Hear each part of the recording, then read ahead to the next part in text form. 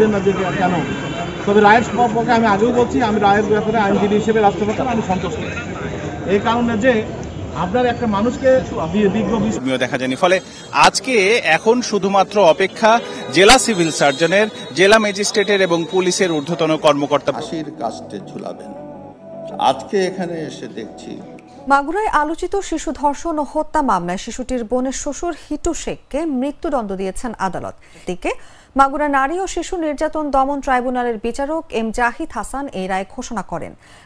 Because of discipline, তারপরেও আমি আমার অফিসারকে আদেশ দিয়েছি, অ্যাকশন নাও হয়েছে। অপরাধী কিনা যদি সামান্য কোনো সন্দেহের অবকাশ থাকে। আসসালামু আলাইকুম দর্শক, দেশ ও দেশের বাইরে থেকে যারা এই মুহূর্তে ভিডিওটি ওপেন করেছেন সবাইকে অসংখ্য অসংখ্য ধন্যবাদ। দর্শক, প্রথমে আপনারা শিরোনাম দেখেছেন, এখন দেখবেন বিস্তারিতর প্রথম অংশেই আপনারা দেখেছেন হিটু শেখের ফাঁসি আর অপেক্ষায় থাকছেন না।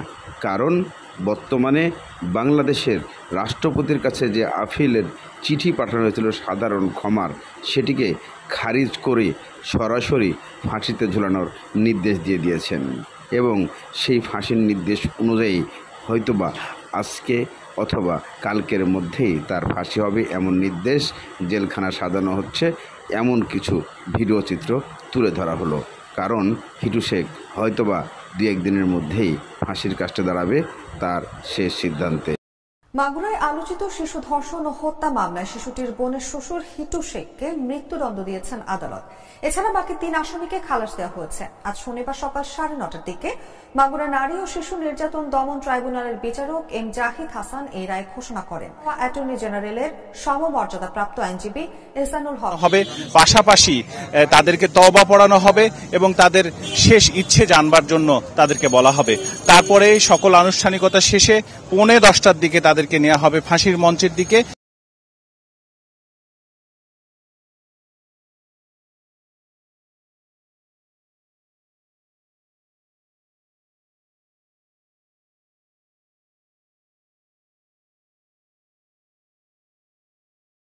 কার্যকর করা হবে। দেখতেই পাচ্ছেন কারাগারের সামনে পুলিশ, তারপরে প্রশাসনের অন্যান্য গোয়েন্দা সংস্থার লোকজন, এছাড়া গণমাধ্যম কর্মীদের যথেষ্ট ভিড় রয়েছে।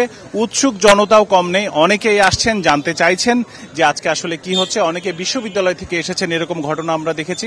বিশ্ববিদ্যালয় থেকে শিক্ষক কিছু এসেছেন, তাতে তারা টেলিভিশন এবং সামাজিক যোগাযোগ মাধ্যমে জানতে চেয়েছেন এবং চোখে প্রত্যক্ষ করতে এসেছেন। যে ধন্যবাদ আপনাকে।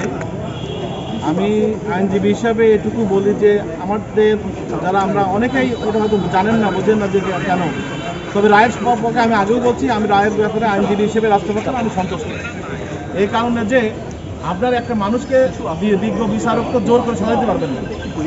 মামলাটার এফআইআর থাকতে হবে, মামলাটা এফআইআরে তারপর চার্জশিটে আসতে হবে। চার্জশিট সাক্ষীরা আছেন, সমস্ত সাক্ষীরা কোন কোন আসামিকে রোল প্লে করেছে সেদের বিবরণ দিয়ে ব্যাখ্যা জবানবন্দি দেবেন, আসামি পক্ষ জেরা করবেন। এখানে স্পষ্ট যেটা দেখা যায় যে প্রিন্সিপাল অ্যাকিউজড হিটু শেখ সে বলছেন যে আমি নিজে তাকে ধর্ষণ করেছি, অন্য কেউ এর সাথে জড়িত না। একটি মামলা যখন 164 আসলে আসে, মানে স্বীকারোক্তিমূলক জবানবন্দি আছে যে ঠিক আছে আমি নিজেই করছি, অন্য কেউ জড়িত না, তা সেক্ষেত্রে তার ওয়াইফ জায়েদা এবং তার 2 ছেলে রাতুল এবং সজীব তারা যেহেতু এর সাথে জড়িত না, এবং আপনারা জানেন চার্জশিটে যেহেতু তার ওয়াইফটা 201 ধারায় অর্থাৎ তথ্য গোপন করার জন্য, আলামত গোপন করার জন্য যে অপরাধ আনছিলেন, সেইখানে সে কী হচ্ছে যে হসপিটালে তথ্য গোপন করে সে ওই ভিকটিমটা প্রথমে ভর্তি করে। সেই ব্যাপারে কোনো সাক্ষী আমরা জবানবন্দি আমরা পাইনি। তাহলে সেখানে একটা গেল। আর একটা বিষয়, রাতুল এবং সজীব শেখের বলা 256 পার্ট 2 যে তাকে ভয়ভীতি দেখানো হয়েছে, সেভাবে সাক্ষীতে প্রমাণ করে আসেনি। তাহলে বিজ্ঞ আদালত সাক্ষী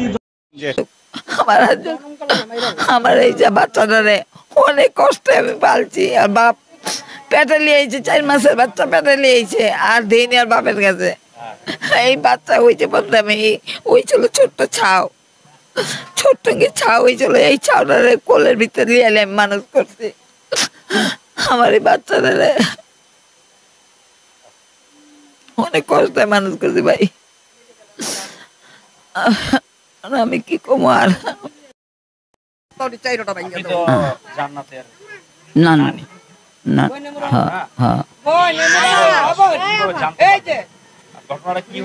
প্রথম তো বলবো, আমি গেছিলাম হাসপাতালে গেছিলাম। আমার আর এক নাতিন আছে, নাতিনের লিয়া শুনতে আমি আইছি রাইতের 10টা বাজে।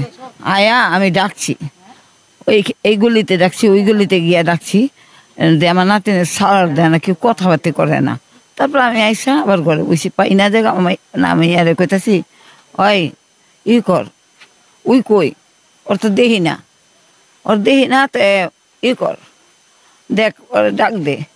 ওই কতক্ষণ পরে, অনেকক্ষণ পরে আইছে, বুঝছেন, অনেকক্ষণ পরে আইছে বাদে এই আমি কইতে এলি, আমি যে তোর ডাকলাম, কত নান্না নান্না করে ডাকলাম, তুই আহস নিকে, কই আসিলি, কিছু কয় না। আমার 5 দা শুয়ে পড়ছে, 5 দা শুয়ে পড়াবো না। আমি কি ওরে সোজা করে হুলা দিয়ে কি জ্বর, জানতে পারতাম না জ্বর। আমার মাথা রাত বইরে, আমরা রাত বইরে 2 মাস যে পানি ডালছি, দুপুর ডালছি, ডালার পরে অনকে কই আর ই করে তে ডাক্তারখানা লিয়ে যা। তে ডাক্তারখানা লিয়ে গেছে, লিয়ে যাওয়ার পরে ডাক্তারে কয় কি করবো না, পরীক্ষা করার লেগে আমি যে বই করছে ওই দেখা ভয় পেয়ে গেছে, বুঝছেন। ভয় পেয়ে কইতেছে মারে, মা আমার আর কি করব, আমারে তো মুখে ব্যথা দিছে, ওই বাচ্চাটার নাম জানি কি মন নাই আমার, মুখের চাচ্চু দিছে কখনখানে। এই শুনতে জানতে পারছি, বুঝছেন। ওই যে 10 তলার এখানে ডাক্তারখানা আছে, এই ডাক্তারখানায় লিয়ে গেছে, মহিলা ডাক্তারখানা। এইখানটাতে জানতে পাই, তা আমি কাছে কেউ কেউ কথা কইস না, চুপ করে থাক, চল থানায় চল, মেডিকেল যাবো, থানা যাবো। ওই চাষারা না কি করে রে, না খানপুর, হ্যাঁ ওইখানে লিয়ে গেছে। শুনতে আবার পাঠাই দিছে আমার জানে বিট্টুরা, এখানে 3টার দিকে পাইতেছি, 3টায় পাইতেছি থানাতে, সব কিছু কইয়া। গতকাল না, কি বার জানে, পরশু দিন, কি বার আসলো, মঙ্গলবার, হ্যাঁ মঙ্গলবার আসলো। সোমবারে ঘটনা ঘটছে, হ্যাঁ রাতে। সোমবার দিন, এই মঙ্গলবার দিন আমরা মধ্যে আসছিলাম, বুঝছেন, হাসপাতাল আসছিলাম। এই ঘটনায় এই হয়েছে। আর থানাতে কেস কুস নিল, আমাকে কিছু বলে নে, বুঝছেন, কিছু বলেনি। আমি তো বসে আছি, কিছু বলেনি। আমার তো শরীর বেশি ভালো না আগের থেকে, এই কিছু বলেনি। আর লিয়া গেছে আয়া মাইয়া তো অবস্থা খারাপ। আবার বাদের দিন আবার কালকে আবার গেছি, কালকে আবার গিয়া অনেক 10টা বাজে গেছে, 10টা বাজে এই যার কাছে গেছি, হ্যাঁ নাই, আমরা অন্যখানে গিয়া বসে আছি। না না থানায় গেছি, হ্যাঁ থানাতে আবার আয়া পড়ছি। আয়া অন্যখানে আমরা বসে আসছিলাম, দিয়ে আসে না, পুলিশে আবার ফোন দিছে, আমরা আসছি। আবার গেছি ওখানে, ওইখানে থানার ভিতরে আবার গেছি। থানাতে সব কিছু করে চেক ছেড়ে আবার করলো, জিজ্ঞেস করে আবার লিয়া গেছে, বুঝছেন। ওই হাসপাতালে, ওই হাসপাতাল তাই না, বাচ্চাদের এসে আবার ওই যে ডাক্তার দেখাই। আশিয়া ধর্ষণের ঘটনা শেষ না হতেই আবারও নারায়ণগঞ্জে নতুন করে এই মহিলার নাতনি, অর্থাৎ উনি হচ্ছেন নানি, তার 5 বছরের নাতনিকে আবারও ধর্ষণের ঘটনাটি ফুঁসে উঠেছে বাংলাদেশের সাধারণ জনগণ। নারায়ণগঞ্জে আবারও এমন ঘটনায় উত্তপ্ত পুরো বাংলাদেশের সাধারণ জনগণ। কারণ আশিয়ার বিচারের রায় হয়েছে, অথচ ফাঁসি হয় নাই, তার আগে আবারও ধর্ষণ। দেশে কি হতে চলেছে এমন প্রশ্ন করছে সাধারণ জনগণ। আর হবে বাবা কি